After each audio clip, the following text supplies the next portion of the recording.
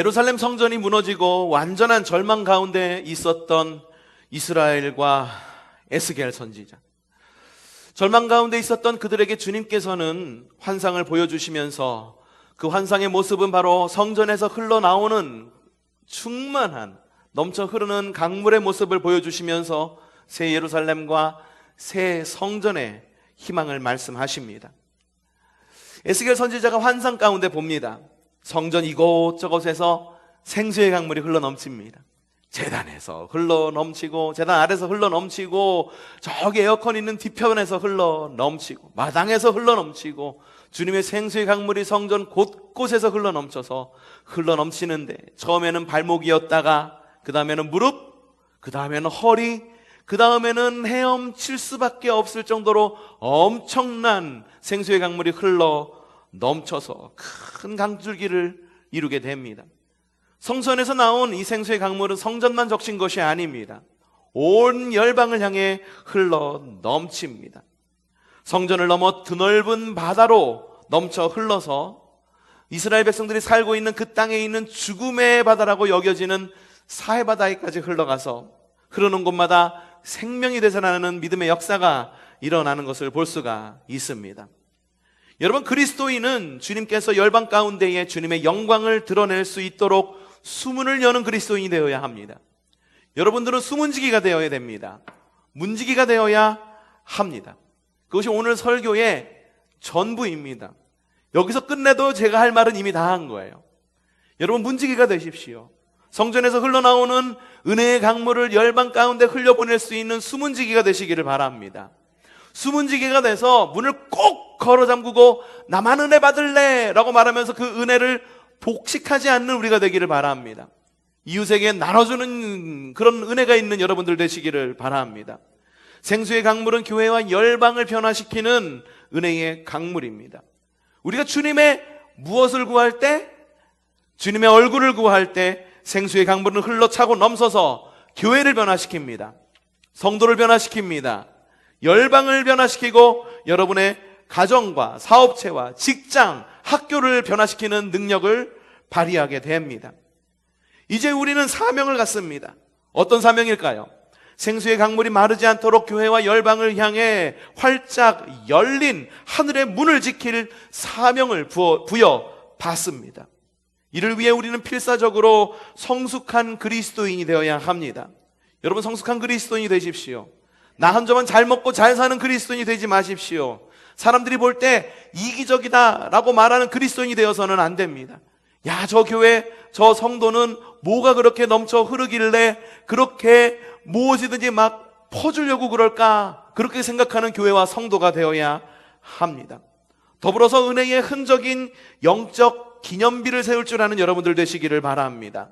이미 우리는 야곱의 이야기를 들으면서, 오래전에 야곱의 이야기를 들으면서 천사와 결혼 절름발이가 된 그 야곱의 이야기를 들은 적이 있습니다.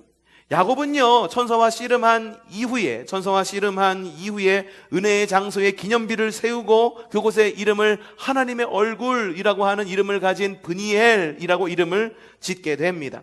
왜 그곳 가운데 야곱이 왜 기념비를 세웠을까요? 왜 기념비를 세웠을까요? 여러분, 삶을 살아가다 보면은 많은 곳 가운데 동상을 이렇게 많이 보셨을 거예요. 저기 충청북도에 가면은 청남대라고 있는데 거기가 대통령 별장이었었어요. 별장이었었는데 지금은 모든 국민에게 열려 있어서 누구든지 들어갈 수 있는데, 거기 들어가면은 무엇이 있냐면은 우리나라 역대 대통령들의 동상들이 다 이렇게 세워져 있습니다. 동상을 세우는 이유가 뭘까요? 이것도 일종의 기념비예요. 기념비. 왜 동상을 세우냐 하면은 그 대통령의 업적을 기억하려고, 그리고 그때를 기억하면서 새 힘을 얻고 다시 우리가 결심을 하기 위해서 동상을 세우고 기념비를 세우는 것입니다. 야곱도 마찬가지였어요. 야곱이 브니엘이라고 이름을 짓고 그곳에다가 기념비를 세운 이유는, 야, 내가 그때 받았던 은혜를 기억하기 위해서.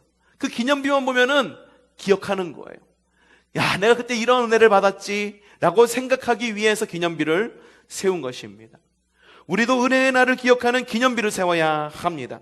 기념비를 세워서 은혜의 날을 기억하는 것은 우리에게 매우 중요한 일입니다. 여러분, 이렇게 기억하는 일 가운데에 우리 기념비를 세우는 것은 우리만 하는 일이 아니에요. 믿지 않는 사람들도 기념비를 세우죠. 가족들 가운데도 기념비를 세웁니다. 가족들 가운데 기념비를 세우는 하나의 그 기념비가 뭐냐 하면은 누군가의 기일을 지키는 것. 그렇죠? 누군가의 기일을 지키는 게 뭡니까? 뭐 귀신을 예배하기 위해 지킵니까? 아이고, 그거는 우리 기독교적인 마인드에서 좀 벗어난 것이지만 어쨌든 우리는 추도 예배라는 것을 지킴으로 인하여 하나님께 영광을 돌리며 돌아가신 선친들을 기억합니다. 그 이유가 뭐냐 하면은 돌아가신 분을 기억하면서 우리가 새로 잘 살아가야겠다라고 하는 것을 갖다가 기억하고 기념하기 위해서 하나님께 예배하는 것입니다. 우리도 역시 기념비를 세워야 된다는 것을 이야기하는 거예요. 그런데요, 우리가 땅의 기념비를 세우는 것에만 만족해서는 안 된다라고 하는 것입니다. 땅의 기념비를 세운다. 도대체 이 말이 무슨 말일까? 옛말에 사자성어 가운데에 각주구검이라고 하는 말이 있습니다. 들어보신 적 있으신가요? 각주구검이라는 것이, 이 말이 어디서 나온 거냐면 옛날 춘추 전국시대, 중국의 춘추 전국시대에 초나라가 세워진 적이 있습니다. 이 초나라에 살던 한 남자가 보검을 들고 강을 건너는 거예요. 강을 건너는데 이 보검이 얼마나 귀한지 보검을 품에 안고선 배를 타고 강을 건너가고 있었어요. 자칫 강에 이 보검이 빠질까봐 주의해가면서 이렇게 보검을 나르고 있었어요. 근데 이 사람이 꾸벅꾸벅 졸다가 어떻게 됐을까? 글쎄, 이 보검을 강물에, 양쯔강에 빠뜨리고 말았어. 이 사람이 깜짝 놀랐네. 벌떡 일어나가지고 어떻게 했냐면은 빠뜨려진 그 장소에 있었던 뱃전에다가 칼로다가 조각을 해놓는 거예요. 뭐 하는 일입니까? 물어보니까는 여기만 기억하면은 내가 빠뜨린 검을 다시 되찾을 수 있기 때문에 여기다가 이렇게 각인을 해놓은 겁니다. 그래서 뱃머리에 이게 이제 뱃머리에 표시를 해서 검을 구한다라는 말에서 각주구검이라는 말이 나왔습니다. 여러분이 볼 때 어떻습니까? 뱃놀이를 막 하는데 내가 거기 핸드폰을 빠뜨렸어. 그러면은 어디 가서 찾아야 됩니까? 빠뜨린 그 장소에 가서 찾아야 되는데, 우리가 보통 찾으려고 할 때 하는 미련한 짓이 무엇이냐 하면은 그 뱃전에다가 빠뜨린 그 위치 뱃전에다가 표시를 해놓고, 내가 새길 수 있는 곳이 거기이기 때문에 거기다 세놓고 배가 정박해서 있을 때 항구에서 빠뜨린 핸드폰 혹은 검을, 내 소중한 것을 찾으려고 노력한다라는 거죠. 여러분, 땅의 기념비는 언제나 변하게 되어 있습니다. 우리가 배를 타고 가다가 은혜를 받았어요. 그러면은 그 은혜 받은 지점은 물 위에 있는 것이지 배 위에 있는 것이 아니다라는 것을 여러분에게 말씀을 드리는 겁니다. 땅의 기념비는 계속 변합니다.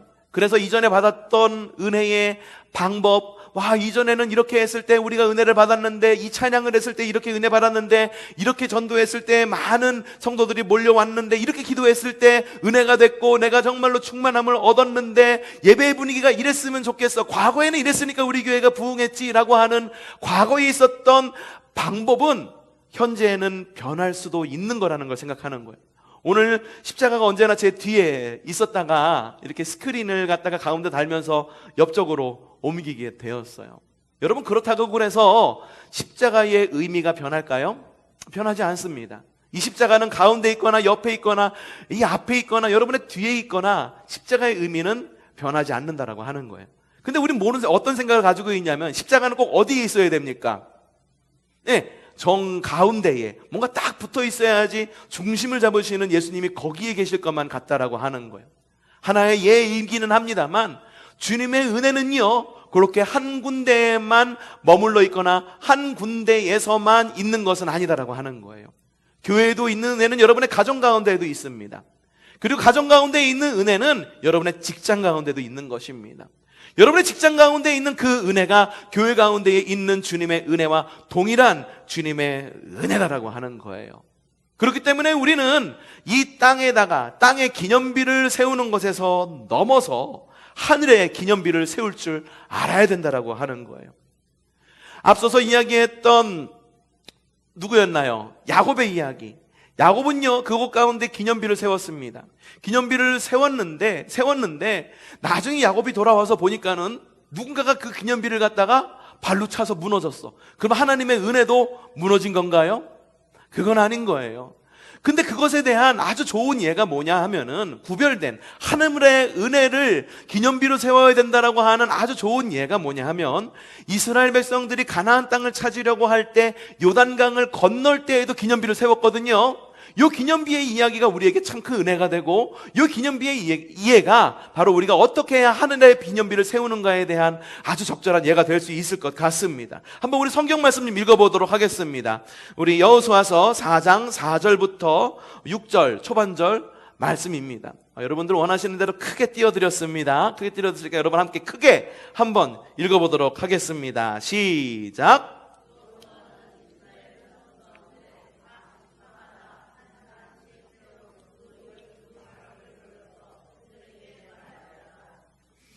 주 당신들 하나님의 요단강 가운데까지 들어가서 돌 하나씩 각자의 어깨에 메고 오십시오.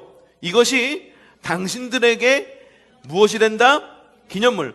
무엇을 어떻게 하라고 그랬습니까? 이 백성들이 이제 요단강을 건너는 거예요. 건너는데 맨 앞장서 가지고 하나님의 법궤가 앞장서서 건너는 거예요. 요단강이 쫙 갈라지는 거죠. 어떤 사람이 그렇게 얘기하더라고요. 요단강 가보니까 별거 아니더라. 그냥 건널 수 있겠더라. 홍해 그거 별거 아니더라. 그냥 요만큼 오는데 야 어떻게 거기에다가 어떻게 그 애굽의 병사들이 빠져 죽어? 그게 더 신비죠. 왜 신비인지 아십니까? 그렇게 얕은 강가에 이 애굽의 군대들이 빠져 죽었다는 것, 그게 더 놀라운 일이 아닙니까? 어쨌든 이 요단강을 건너는데요. 요단강을 건너는데 법궤가 앞장서서 가니까는 요단강이 위에서도 마르는 거예요. 사람들이 거기를 건너 어디로 들어가죠? 가나안 땅으로 들어갑니다. 근데 이 여호수아가 주님의 명령을 듣고 백성들에게 이야기하는 거예요. 건널 때 우리가 주님의 기념비를 세울 건데 그 강 한가운데에 있는 돌들을 어떻게? 각 지파마다 하나씩 어깨에 메고 나오십시오. 그리고 이 기념비를 어디에 세웠을까요? 강 한가운데 세웠을까요? 강 바깥에 세웠을까요? 당연하죠. 강 바깥에 세우게 됩니다. 요단강 한가운데 있는 돌로 은혜의 날을 기억하는 거예요. 왜 돌을 땅에 있는 돌로 가져오라고 하지 않고 강 한가운데 있는 돌을 선택하라고 주님께서 명령을 하셨을까요? 여러분 수석을 좋아하시는 분들 잘 아실 거예요. 수석이 왜 수석입니까? 강가에서 있기 때문에 수석이죠. 수석에 공통점이 있어요. 맨질맨질합니다. 맨질맨질해가지고 막 이 강물에 혹은 지들끼리 바위에 깎여가지고 모난 부분도 없이 맨질맨질해갖고 아주 그냥 각양각색의 그런 모양을 내고 색깔도 내는 것이 수석이에요. 수석은 곧 강 한가운데에 있는 돌은요, 강가에 있는 돌은요, 우리가 살아가는 이 땅에 있는 돌과 모양이 다릅니다. 그렇기 때문에 강 한가운데에 있는 돌로 기념비를 세우면 그거는 누가 보든지 기념비인지를 알아보는 거예요. 야, 이거는 강 한가운데에서 가져온 돌이구나. 그래, 그때 우리가 하나님께서 약속하신 가나안 땅에 들어갈 때 강 한가운데에서 돌을 취해가지고선 와서 세운 기념비지. 여러분, 요단강가의 기념비는 땅의 기념비와는 다릅니다. 하늘의 기념비입니다. 그 누가 보더라도 다른 기념비예요. 다른 사람들이 비석을 세우듯 똑같이 기념비 비석을 세운 것이 아니라 다른 사람들이 땅에 있는 돌로 비석을 세우듯이 우리는 하나님께서 주신 그 은혜로 말미암아 우리 마음 가운데 혹은 우리 교회 가운데에 그런 하늘의 기념비를 세워가는 거예요. 여러분, 하늘의 기념비는 영원한 은혜의 이 좌표는요, 우리의 삶 가운데 혹은 우리의 삶 가운데 세우는 것이지 아니면 우리의 믿음 가운데 세우는 것이지 이 땅에 세우는 것이 아니다라고 말하는 거예요. 그러니 하늘의 기념비는 어떤 형식에 얽매이지 않습니다. 주님의 얼굴을 구하는 그리스도인들은 다른 지표를 세워야 합니다. 하늘의 기념비를 세울 줄 아는, 하늘의 지표를 세울 줄 아는 여러분들이 되셔야 합니다. 부흥기도, 찬송, 의상, 조명, 분위기 이런 것에 휩쓸려 갖고 예배하는 성도가 아니라 이 가운데 역사하시는 하나님, 이 가운데 임재하시는 하나님, 영광 가운데 임재하시는 하나님을 영과 진리로 예배하는 성도가 바로 하늘의 기념비를 세우는 바로 그러한 건강한 그리스도인이다라고 하는 것입니다. 그렇기 때문에 우리는요, 다시 다시 말씀으로 돌아가 어떻게 다윗이 하나님과 친밀하게 동행했고 하나님의 그 기념비를 어떻게 세워나갔는지, 그리고 하나님의 그 기념비, 하늘의 기념비라고 말할 수 있는 다윗의 장막을 어떻게 세워나갔는지를 함께 말씀으로 돌아가 다시 한번 살펴볼 이유가 바로 거기에 있는 것입니다. 한번 오늘 말씀 다시 한번 읽어보도록 하겠습니다. 우리 최문자 권사님 1절부터 끝까지 다 읽어주셨는데 사실 10절부터만 읽으면 됐었어요. 그 10절 우리 다시 한번 읽어보도록 하겠습니다. 자, 10절 시작.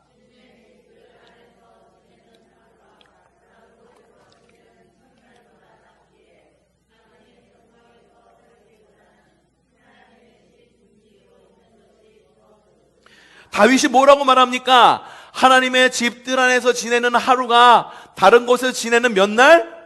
첫날.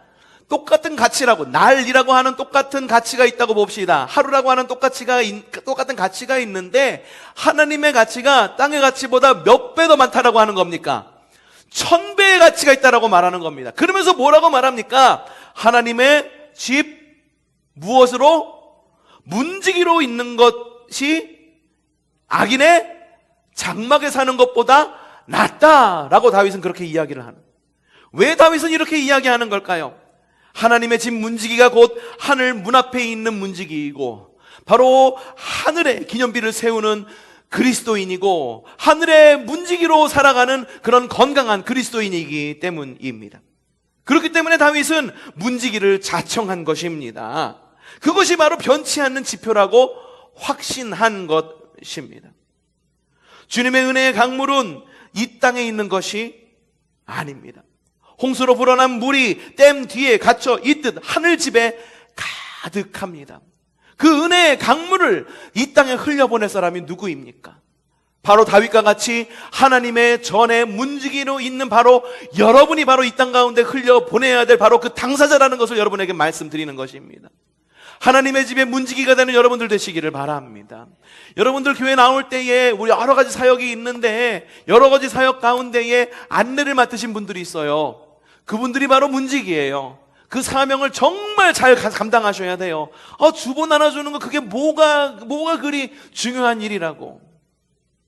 정말 중요한 일입니다. 호텔에 가면은 뭐가 있냐면은 문을 잡아주는 사람이 있습니다. 그걸 뭐라고 그러죠?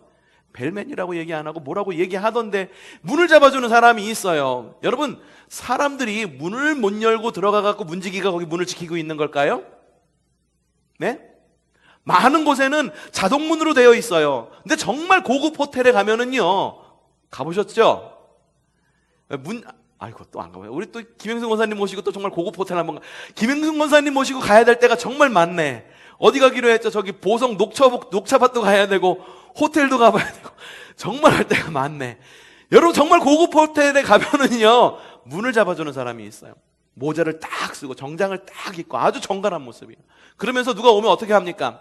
어서 오십시오 하면서 문을 딱 열어줍니다. 들어오는 사람이 문을 잡을 줄 몰라갖고 문을 열어주는 겁니까? 아니에요. 그 문을 잡아주는 그 사람이, 그 일을 하는 사람이 호텔의 첫 이미지이기 때문이에요. 그래서 문을 열어주는 사람은요, 옷도 정갈하게 입습니다. 말도 막 험하게 하지 않아요. 문 앞에 서가지고선 오는데 차를 삐뚤어대니까 문 열어주다 보고 문 딱 닫고선 거기 차 똑바로 안 돼! 아이고, 이 사람 매도 없이 그게 뭐야! 이러면서 문을 그렇게 잡아주면은 여러분, 그 호텔에 대한 이미지가 어떨까요? 전혀 아닌 거죠. 문을 잡아주면서 어떻습니까? 친절하게 어서 오십시오. 좋은 시간 되십시오. 그리고 불편한 거 없으십니까? 여러 가지 물어보고 문을 닫고 하는 사람이 문지기라고 하는 거예요. 여러분, 그것이 바로 우리 교회의 문지기가 해야 되는 일들이에요. 안내 서시는 분들이 하는 일이에요. 그리고 이 자리에서 예배 서시는 분들이, 예배 드리시는 분들이 해야 되는 일인 거예요. 문을 여는 사람들이 되어야 되는 거예요. 부정적인 영향력에 문을 열고 예배 전에 혹은 예배 이후에 막 부정적인 영향력을 쏟아붓는 것이 아니라 예배 전에 오셔가지고 예배 이후에도 언제나 주님의 영광 가운데에 주님께서 부어주시는 그 은혜를 쏟아내어버리는, 그 문을 열어서 쏟아내어주는 그런 거룩한 문지기가 되어야 된다라고 하는 거예요. 하늘에는 하늘의 댐 뒤에는 거룩한 주님의 은혜가 가득합니다. 그럼 누가 가가지고서 그 문을 열어서, 댐 문을 열어서 주님께서 가득 채우신 그 은혜의 강물을 터서 세상으로 흘려 보낼 거냐는 거죠. 주님께서 원하시는 것이 있습니다. 하박국 선지자는 이렇게 이야기합니다. 물이 바다를 덮음같이 여호와의 영광을 인정하는 것이 세상에 가득합니다. 주님께서 원하시는 것이 이겁니다. 물이 바다 덮음같이 여호와의 영광을 인정하는 것이 온 세상 가득하리라. 어떻게? 물이 바다 덮음같이. 어떻게? 물이 바다 덮음같이. 어떻게요? 물이 바다 덮음같이. 주님께서 원하시는 것은 물이 바다 덮음같이 주님의 영광이 가득한 것을 원하시는데, 그 가득하게 하기 위해서 수문을 열 자가 누구냐라고 하는 거예요. 다윗은 하늘의 기념비가 무엇이고 무엇이 은혜의 자리이고 이를 위한 자신이 사명이 무엇인지를 매우 잘 알고 있었겠습니다. 그렇기 때문에 다윗은 이야기한 거예요. 다른 집에 있는 것보다 하나님의 집에 문지기로 있는 것이 좋습니다. 다른 날에서의 첫날보다 하나님의 전에서 한 날이 좋습니다. 다윗은 그렇게 이야기를 한 것입니다. 여러분, 그럼 우리의 사명이 무엇입니까? 거룩한 수문지기가 되어서 물이 바다 덮음같이 주님의 영광이 온 세상에 가득하게 하는 것, 그것이 바로 우리의 사명인 것입니다. 은혜를 단순히 구하는 자에서 은혜를 흘려보내는 자가 되어야 합니다. 이를 위해서 하늘의 기념비를 세울 줄 아는 여러분들 되시기를 바랍니다. 우리가 할 일은 무엇인지 아십니까? 주님의 얼굴을 구하기 위하여 주님께서 이미 찢으신 그 휘장 사이에 손가락을 넣어서 하늘 문을 젖히는 것, 그것이 바로 우리가 해야 할 일이라고 하는 것입니다. 영광에서 영광으로 나아가 우리가 그 문을 열고 있기만 한다면 주님께서는 생수의 강물을 교회 가운데 흘려보내실 것입니다. 여러분의 가정 가운데 흘려보내실 것입니다. 열방 가운데에, 학담 가운데, 전국 가운데, 연천 가운데, 의정부 가운데에, 온 열방 가운데에 주님께서는 은혜의 강물을 흘려 보내주실 것입니다. 지난주에요 이렇게 사무실에서 이렇게 문을 이렇게 열고선 이렇게 바깥을 보니까는 우리 저기 그 권사님 두 분이 모여가지고선 그거 이렇게 우리 어디야 그 화단에 있는, 저 말이 자꾸 안 나오네. 화단에 있는 잡초를 캐 내시더라고요. 그래서 제가 이야기했어요. 아이고, 잡초 캐시는 분들은 따로 계시네요라고 이야기를 했어요. 전 근데 그걸 보면서 그 잡초를 뽑아주시는 그 권사님 두 분에게 그 은혜를 받기도 했지만 또 다른 은혜가 뭐였는지 아세요? 맞아. 물이 부어지는 곳에는 반드시 싹이 나는구나. 햇빛이 따뜻하게 햇빛을 비추는 곳에는 반드시 생명이 솟아나는구나. 비록 그것이 잡초라 할지라도 그 잡초에게 생명이 있다고 한다면 그 잡초 가운데에 물이 있고 햇볕이 있으면 생명은 살아나는구나. 저는 그런 마음이 들더라고요. 여러분, 우리 교회가 잡초처럼 여겨지십니까? 여러분의 삶이 잡초처럼 여겨지십니까? 여러분의 삶이 그냥 지푸라기라도 붙잡아야 될 그런 삶이다라고 여겨지십니까? 그런 삶이라고 여겨지신다고 한다면 더더욱 주님의 강물을 사모하는 여러분들 되시기를 바랍니다. 여러분 가운데에 살고자 하는 생명, 주님 안에서 살고자 하는 결단만 있다고 한다면 주님의 은혜의 강물이 부어질 때 다시 살아나는 역사가 일어날 것을 믿어 의심치 않습니다. 여러분의 삶이 다시 살아나는 역사가 일어나기를 바랍니다. 우리 교회가 다시 살아나는 믿음의 역사가 일어나기를 바랍니다. 코로나 가운데 위축되어 있다고요? 위축될 수밖에 없습니다. 위축된 것이 하나님의 영광을 구하는 것, 그것마저도 위축되었기 때문에 우리는 위축될 수밖에 없는 거예요. 비록 어느 환경에 있던 가운데에 어느 환경에 있든지 주님의 영광만을 구한다고 한다면 우리의 삶은 위축되지 않고 당당하게 일어설 수 있는, 으라차차 하고 일어설 수 있는 여러분이 될 줄로 믿습니다. 여러분, 거룩한 문지기가 되시기를 바랍니다. 그러면 어떤 문지기가 되어야 될까요? 어떤 문지기가 되어야 될까요? 저를 따라해 보십시오. 닫을 때와 열 때를 분별하는 문지기가 됩시다. 다시, 닫을 때와 열 때를 분별하는 문지기가 됩시다. 여러분, 닫을 때와 열 때를 분별할 줄 아는 문지기가 되어야 돼요. 도둑이 들어오는데 문 열어줍니까?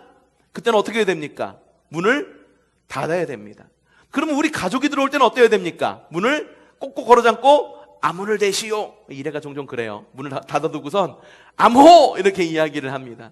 그러면은 아빠가 이래 사랑해. 그러면은 이래도 아빠 사랑해 하면서 문을 열어줘요. 가족이 들어올 때 문을 열어야 돼요. 하지만 도둑이 들어올 때는 문을 닫아야 된다라고 하는 거예요. 성경에 롯이라고 하는 사람이 있었습니다. 룻 아니고 롯이라고 하는 사람이 있었습니다. 아브라함의 조카 롯을 말하는 겁니다. 롯은요, 소돔과 고모라의 문지기였었습니다. 소돔과 고모라의 문지기였었습니다. 롯이 천사를 만났을 때에, 소돔과 고모라의 삶에서 천사를 만났을 때에 롯은 하나님의 의와 은혜를 분명히 인식했을 것입니다. 그래서 자신의 집으로 초청한 거예요. 우리 집에 오셔갖고 좀 많은 은혜를 끼쳐주십시오. 우리 집 가운데 복이 있게 해주십시오. 그렇기 때문에 문을 열어준 거죠. 분명히 그 집에는요, 하나님께서 주시는 큰 은혜가 있었을 것입니다. 하지만 그 땅에 생수의 강물이, 그 차고도 넘치는 그 가정 가운데 그 차고도 흘러 넘치는 생수의 강물이 흘러 넘치게 해서 소돔과 고모라를 거룩하게 하는 것에는 실패했어요. 오히려 생수의 강물이 소돔과 고모라로 흘러야 됐지만 오히려 소돔과 고모라의 영향력이 그의 가정 안으로 들어와 버리고 말았다라고 하는 거죠. 결국 어떻게 됐습니까? 롯은 열어야 될 때와 닫아야 될 때를 분별하지 못해서 소돔과 고모라는 어떻게 됐습니까? 완전히 멸망해버리고 말았습니다. 하지만 롯의 경우는 이렇지만, 하지만 열고 닫을 때를 분별하는 문지기가 쓰임받을 때에는 어떠한 일이 일어나는지 아십니까? 오벳에돔, 여러분들 우리 성막에 있었던 그 법궤를 움직일 때에 제가 우사 이야기는 했을지는 모르지만, 이런 이야기는 했을지는 모르지만 오베데돔의 이야기는 제가 하지를 않았어요. 왜 하지 않았을까? 오늘을 위해서. 여러분, 오베데돔 역시 문지기였었습니다. 오베데돔이 어떤 사람이었습니까? 법궤가 이제 다윗의 집으로 예루살렘으로 옮기려고 하는데 그게 흔들리니까 우사가 그 법궤를 잡잖아요. 그쵸? 잡았는데 어떻게 됐습니까? 우사가 영광을 받았습니까? 우사가 그 자리에서 죽고 말았어. 그래서 법궤 수송 작전이 그 자리에서 좌절되고 말았네. 그래서 곧바로 예루살렘으로 옮기지 못하고 어디에 옮겼느냐? 오베데돔의 집에 잠시 옮기게 됩니다. 근데 오베데돔의 집에 어떠한 일이 일어났냐 하면은 굉장한 그런 하나님의 복이 일어났어요. 복이 일어났는데 그 집이 막 번성하고 그 집 가운데 하나님의 영광이 드러나는 그런 믿음의 역사가 일어났어요. 오베데돔 역시 문지기였었다라고 하는 거죠. 어떻게 됐느냐? 사무엘하 6장 11절입니다. 한 구절 제가 건너뛰었어요. 6장 11절 함께 좀 읽어보도록 하겠습니다. 그래서 시작. 주님의 괴가 가드 사람 오베데돔의 집에서 석 달 동안 머물렀는데 그때에 주님께서 오베데돔과 그의 온 집에 복을 내려 주셨다. 한 법궤가 한 3년 있었습니까? 한 법궤가 한 30년 있었어요? 아니에요. 법궤가 오베데돔에 머문 기간은 불과 3개월 뿐이었습니다. 하지만 그 3개월 동안 어떤 일이 일어났습니까? 그와 그의 온 집안에 하나님께서 복을 내려주셨다라고 이야기를 하고 있어요. 불과 3개월 만에 하나님의 영광이 그의 집 가운데 오는 것을 막지 않고 모든 사람이 두려워했을 거예요. 왜? 이미 우사가 죽는 것을 봤기 때문에. 야, 우리 집안에 모셨다가 누가 하나 손 잘못됐다가 또 누구 죽으면 어떡해? 우리 애라도 손대면 어떡해? 위험한 물건이야. 모두가 다 거부했지만 오베데돔은 그의 가정 가운데 주님의 영광을 뜻하는 법궤를 모셨을 때 불과 얼마 만에? 3개월 만에 그의 집이 형통하고 그의 집 가운데에 복이 있는 역사가 일어나는 거라고 해요. 이 오베데돔이 누구였다고 말합니까? 가드 사람 오베데돔이래요. 가드 사람. 이스라엘 자손입니까? 아니에요. 이방인이었었어요. 하나님의 영광이 임하자 하나님의 자손도 아니었던 이방 사람 가드 사람의 집에 불과 몇 달 만에 3개월 만에 그 집이 주님의 집으로 바뀌는 놀라운 역사가 일어났다라고 하는 것입니다. 여러분 가정에 좀 이야기하고 싶어요. 여러분의 가정을 단 3개월만 주님의 영광 가운데 좀 열어놔 보시기를 바랍니다. 꼼꼼하게 걸어 담궈서 주님의 영광이 임하는 것, 그것을 막지 말고 괜한 세상적인 그런 근심과 걱정 혹은 세상적인 영향력이 여러분의 가정 가운데 흘러 들어가게 놔두지 말고 주님의 영광이 몇 달, 3달만 온전하게 임하도록 여러분들 가정 가운데 좀 문을 열어놔 보십시오. 여러분의 가정에 어떠한 일이 일어나는지 한번 여러분 그걸 갖다가 한번 여러분 경험하시고 많은 성도들 앞에 좀 간증 좀 해보세요. 3개월만 좀 여러분들 되시기를 바랍니다. 성경에는 이 오베데돔을 뭐라고 이야기하고 있느냐? 역대상 15장 24절 전에 좀 거꾸로 읽었습니다. 역대상 15장 24절에 뭐라고 적혀 있느냐? 읽어봅시다. 시작. 오베데돔과 여히야는 궤를 지키는 문지기이다. 오베데돔을 궤를 지키는 문지기라고 이야기하고 있다. 오베데돔은 문지기였기 때문에 문지기로서의 사명을 다했고 문지기가 할 수 있는 권리를 다 누린 거예요. 하나님의 영광이 들어왔을 때는 어떻게? 문을 활짝 열어서 그의 가정이 복된 가정이 되는 그런 놀라운 역사가 일어났다라고 하는 거예요. 초대교회도 역시 문지기였었습니다.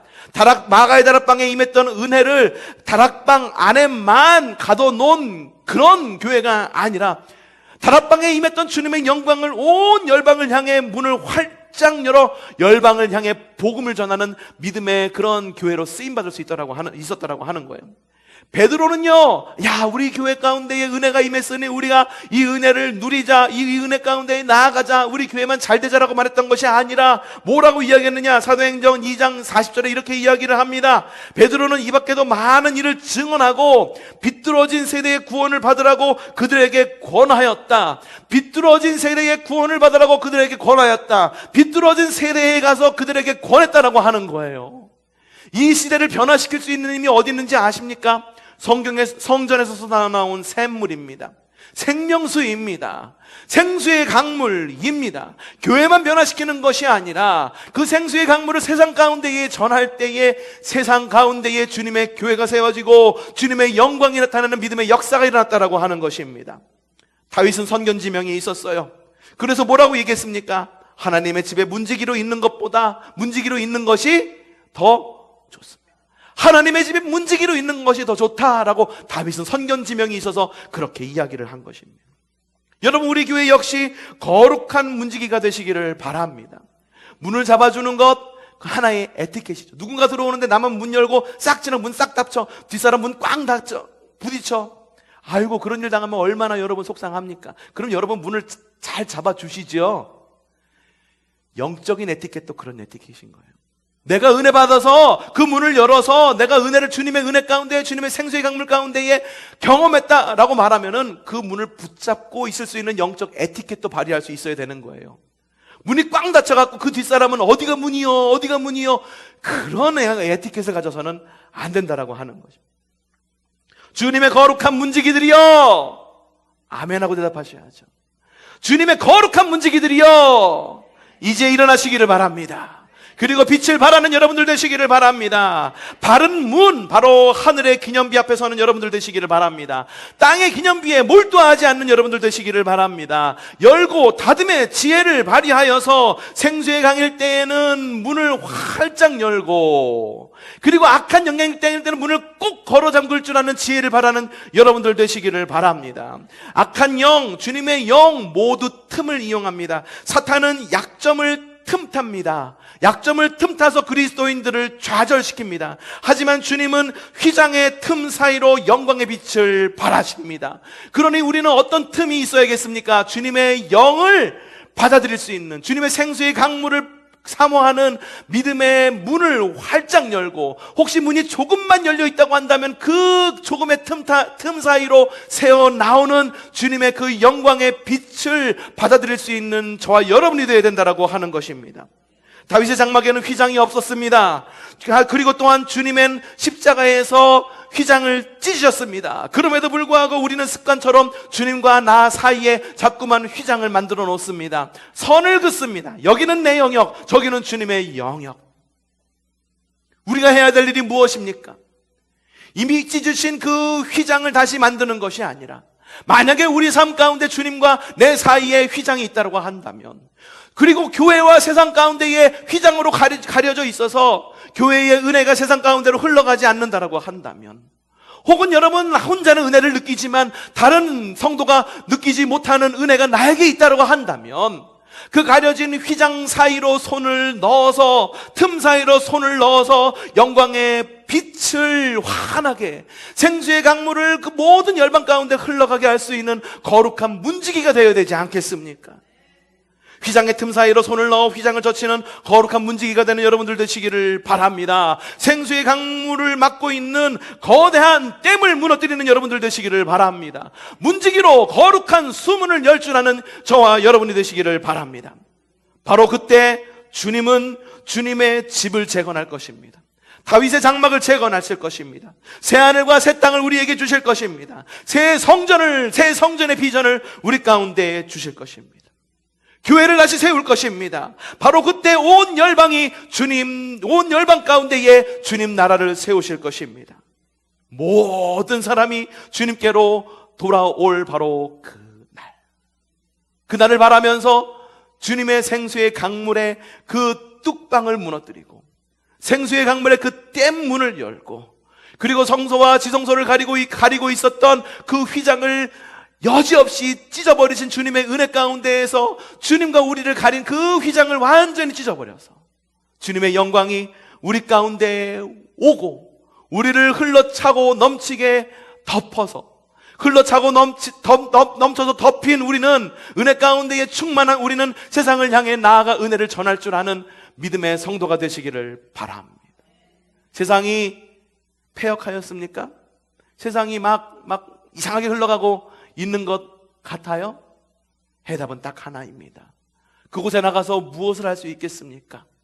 주님의 은혜의 강물을 교회에만 머물지 말고 세상 가운데에 담대히 흘려보낼 수 있는 저와 여러분이 되기를 주님의 이름으로 축복합니다.